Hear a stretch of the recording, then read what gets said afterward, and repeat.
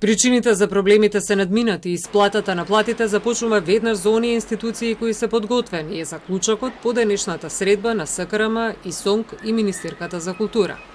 Стефоска ги повика институциите да си ја завршат обврската што поскоро за вработените да добијат плата и придонеси.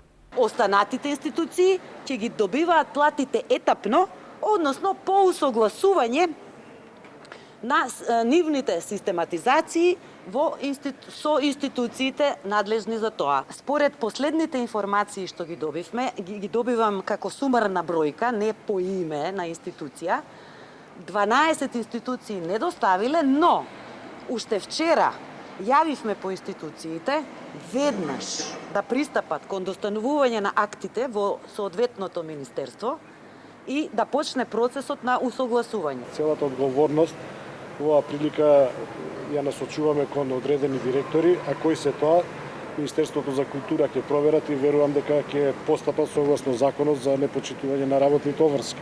За Анита Љатифи ваквите тврдења се дискутабилни. Префрлањето на вината кон установите за проблемот со платите е навистина апсурден. По тоа пред новогодишно подпишување на колективниот, во ниту еден момент Министерството не се обрати до установите со насоки за постапување.